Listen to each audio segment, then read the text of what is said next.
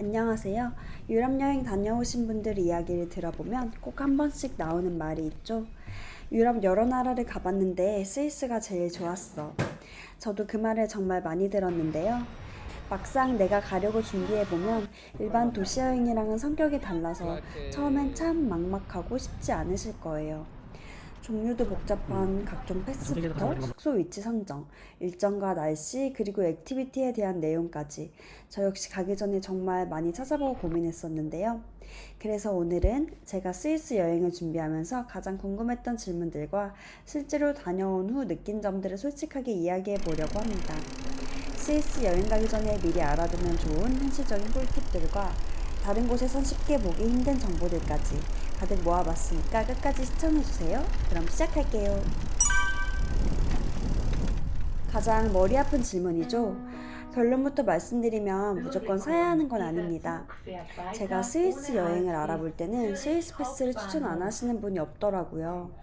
그런데 직접 이동 경로와 교통비를 계산해보니 저 같은 일정에는 헬프페어 카드가 더 유리하더라고요. 저는 5박 6일 동안 취리, 르체른, 인터라켄, 그린델발트, 체르마트, 그리고 밀라노까지 가는 루트로 이동했고 도시간 이동 구간은 SBB 어플로 미리 예약하고 그린델발트에서는 융프라우 VIP 패스를 이용했습니다. 이렇게 계산해보니 스위스 패스를 사는 것보다 20만원 정도 저렴했어요. 다만 단점도 있습니다. 미리 저렴하게 예매한 티켓은 취소나 시간 변경이 어려운 경우가 많거든요. 그래서 일정이 정말 확실하신 분들한테만 추천드리는 방법이에요. 반대로 스위스 패스는 훨씬 자유롭습니다. 기차 시간에 쫓기지 않고 상황에 따라 움직일 수 있다는 게 정말 큰 장점이에요. 그래서 나는 계획형 인간이다 하면 헬프페어 카드와 융프라우 VIP 패스 조합, 나는 이동이 많고 여행 가서 유연하게 움직이고 싶다 하면 스위스 패스를 추천드립니다. 이건 여행 스타일에 따라 달라요. 먼저 인터라켄은 도시간 이동이 편하고 마트와 식당이 많고 숙박비도 상대적으로 저렴합니다. 하지만 아침에 눈을 떴을 때 바로 알프스가 보이는 풍경은 기대하기 어려워요. 피르스나 융프라우에 가기 위해서도 30분 이상 다시 기차를 타고 움직여야 합니다. 제가 상상했던 스위스 감성은 확실히 그린델발트에 더 가까웠어요. 그린델발트는 역에 내리는 순간부터 풍경이 다릅니다. 숙소 창문만 열어도 아이거 북벽이 보이는 곳도 많고요. 다만 언덕이 많아서 역에서 너무 먼 숙소는 조금 힘들 수 있어요. 개인적으로는 역에서 도보 10분 이내를 추천드립니다. 그리고 그린델발트 터미널은 조금 더 조용하고 한적한 분위기입니다. 저는 숙소를 찾을 때 그린델발트 터미널 쪽은 덜 번화해서 저녁엔 어둡다는 후기를 보고 고민했었는데 융프라우 가기도 너무 편하고 주변에 예쁜 샬레도 많아서 난 한적하게 스위스 자연을 느끼고 싶다 하시면 전 터미널 쪽의 샬레나 에어비앤비도 강력 추천드려요. 세 가지 위치 모두 각각 장점이 있어서 본인의 여행 스타일이나 동선에 맞춰 선택하시면 후회 없으실 거예요. 저는 5박 중 3박은 호텔, 2박은 에어비앤비에서 묵었는데요. 스위스는 외식비가 정말 비싸다 보니 직접 요리를 해먹을 수 있는 주방이 있는 샬레나 에어비앤비가 경비를 아끼는 데 큰 도움이 되더라고요.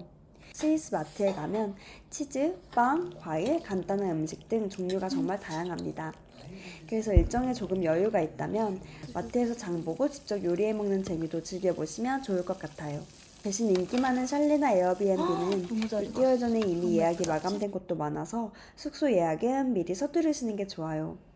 다만 편의성은 호텔이 훨씬 좋습니다. 조식도 있고 짐 보관도 편하고 체크인 스트레스도 적으니까요.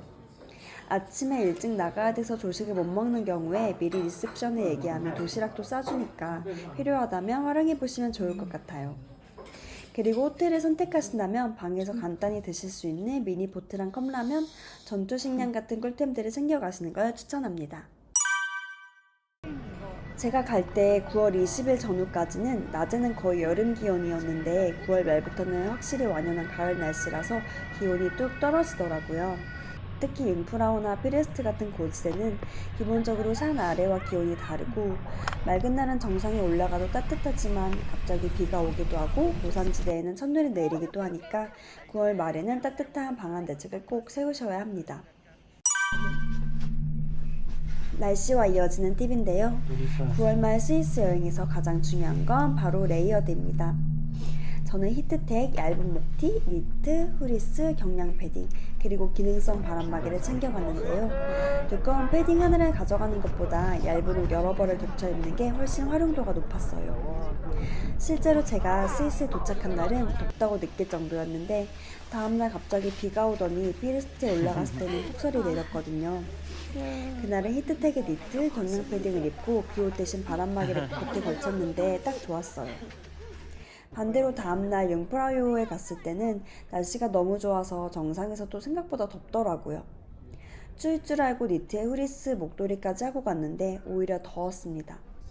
그리고 융프라요처럼 눈이 있는 곳은 햇빛 반사가 정말 강해요. 선크림은 꼭 바르시고 선글라스도 꼭 챙겨가시는 걸 추천드립니다.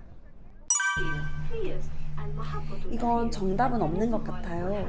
저는 스위스에 있는 동안 일정을 하루에 하나 정도만 잡고 계속 날씨 앱과 웹캠을 확인했어요. 원래는 융프라요를 가려고 했던 날이 있었는데 비가 너무 많이 와서 피레스트로 일정을 바꿨어요. 물론 피레스트에서도 바오알프제까지 걸어가서 푸릇푸릇한 잔디와 호수를 보는 걸 기대했지만 케이블카에서 내리니까 온상이 하얗더라고요. 예상하지 못한 풍경이라 당황하긴 했지만 눈 덮인 알프스를 보는 것도 또 다른 경험이었습니다. 나중엔 비가 그쳤는데 마운트 카트는 위험해서 운행을 안 했고 대신 트로티 바이크는 탈 수 있어서 정말 다행이었어요. 그리고 무엇보다 오전 10시쯤 갔는데도 사람이 거의 없어서 줄도 안 서고 여유있게 정상에서 시간을 보낼 수 있어서 피레스트에 오길 잘했다고 생각했습니다. 다행히 다음날은 날씨가 정말 맑아서 굉장히 선명한 융프라요를 볼 수 있었습니다. 대신 사람이 정말 너무 많았어요. 스위스 국기와 포토존에서 사진을 찍기 위해 줄을 섰는데 3시간이나 걸렸더라고요. 그래서 제 생각에는 날씨가 많이 안 좋다면 융프라요나 그르노그라드 같은 전망대는 조금 신중하게 결정하시는 게 좋을 것 같아요. 올라가도 아무것도 안 보이는 경우가 있거든요. 매일 아침 일어나자마자 현지 웹캠으로 실시간 산 위의 상황을 확인하시고요. 만약 날씨가 흐리다면 베른 같은 도시를 걷거나 로이커바트에서 온천을 즐기는 식으로 플랜 B를 준비해 두시는 걸 추천드립니다. 하지만 스위스까지 왔는데 융프라요가 버킷리스트라면 너무 쉽게 포기하지는 마세요. 스위스 날씨는 워낙 변덕스럽고 구름이 갑자기 걷히는 경우도 많거든요.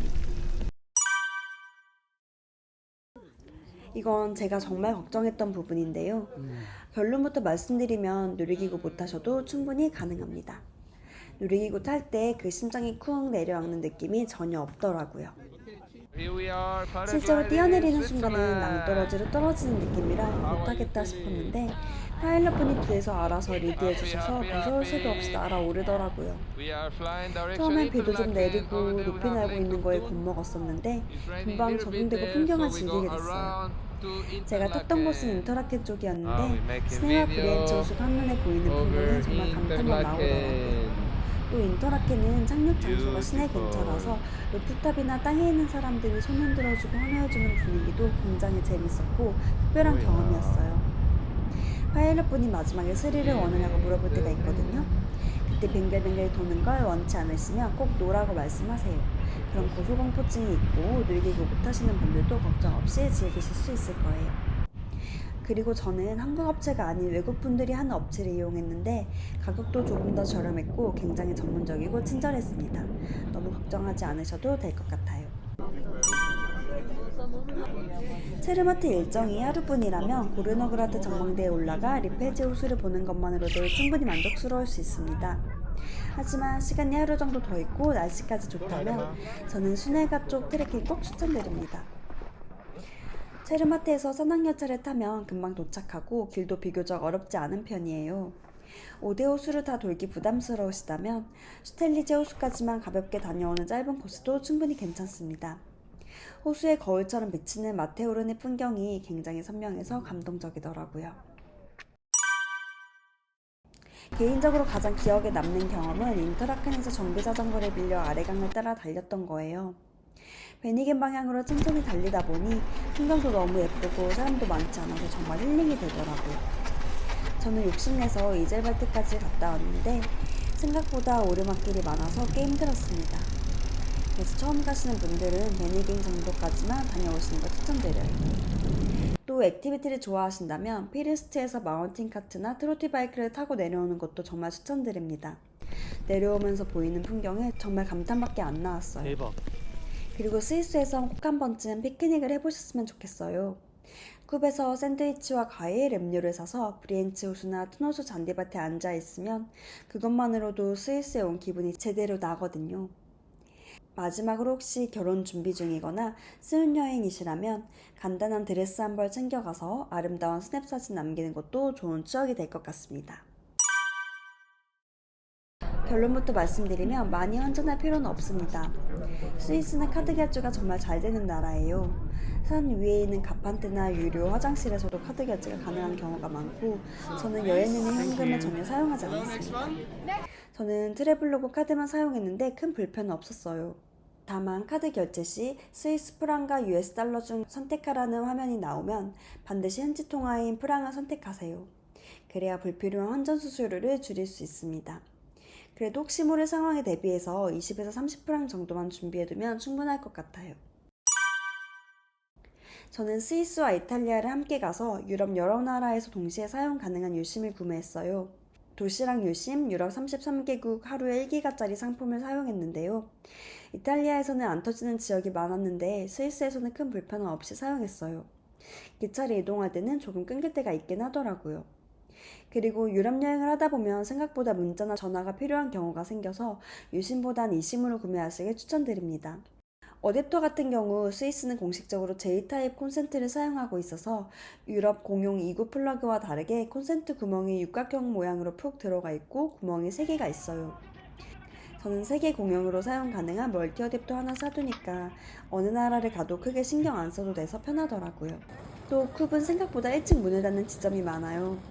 그린델발트 쪽에 있는 쿱은 저녁 6시 반에서 7시면 문을 닫으니까 주변의 쿱 영어 시간을 미리 체크해 놓고 장은 미리 보시는 걸 추천드립니다. 가장 유명한 건 역시 초콜릿이죠. 레더라나 린트도 좋지만 개인적으로는 캄블리 과자를 정말 추천드립니다. 우리나라 빈츠와 비슷한 느낌인데 굉장히 고급스럽게 맛있고 종류도 다양해서 선물용으로 좋았어요. 그리고 의외로 기억에 남았던 게 잭다니엘 초콜릿이었는데요. 생각보다 위스키 향이 강해서 술 좋아하시는 분들께 선물하기 좋을 것 같았습니다. 스위스 하면 또 빅토리아녹스를 빼놓을 수 없죠. 스위스에 있는 빅토리아녹스 매장에 가시면 정말 다양한 색과 종류의 칼들을 보실 수 있어요. 작은 과도나 감자칼은 가격도 저렴하고 크기도 크지 않아서 기념품으로 강력 추천드려요. 실제로 사용해보니까 칼이 정말 잘 들고 한국에서 사는 것보다 가격이 훨씬 저렴하더라고요. 단 칼은 기내 반입이 안되니 반드시 위탁수화물로 붙이는 거 잊지 마시고요. 그리고 현지에서 자주 먹는 토미 브랜드의 짜먹는 마요네즈도 인기 있는 기념품이에요. 쿱에 가면 비슷한 듯 다양한 종류의 토미 마요네즈가 있는데 먹어보니까 한국 마요네즈보다는 조금 담백한 느낌이었어요. 마지막으로 저는 알핀테 마테오른잔 또는 융프라우잔도 추천드리고 싶어요. 가격은 조금 있지만 한국에 돌아와서 사용해보니까 사오길 잘했다 싶더라고요. 제가 스위스를 다녀오며 가장 크게 느낀 장점은 바로 치안과 여유였습니다. 물론 어디든 기본적인 주의는 필요하지만 특히 알프스 지역은 물가가 비싼 만큼 소매치기 걱정을 거의 하지 않고 다닐 수 있었어요. 또 자연 속에서 천천히 걷고 풍경을 바라보는 시간이 많다 보니 여행 자체가 굉장히 편안하게 느껴졌습니다. 그리고 개인적으로 가장 좋았던 점 하나는 알프스 지역에는 비둘기가 없더라고요. 비둘기를 무서워하시는 분들이라면 공감하실 것 같습니다. 알프스 지역은 비둘기 무서워하시는 분들에겐 그야말로 천국 같은 곳이에요. 무엇보다 관광 인프라가 잘 되어 있고 현지 분들이 정말 친절하고 영어가 잘 통해서 유럽 자유여행이 처음인 분들에게도 추천할 만한 나라였어요. 스위스는 관광지를 찍고 오는 여행이라기보다 자연 속에서 쉬고 충전하는 여행으로 가시면 더 만족하실 것 같습니다. 그럼 저의 경험이 여러분의 스위스 여행에 조금이라도 도움이 되길 바라면서 이만 마치겠습니다. 좋은 여행 하세요.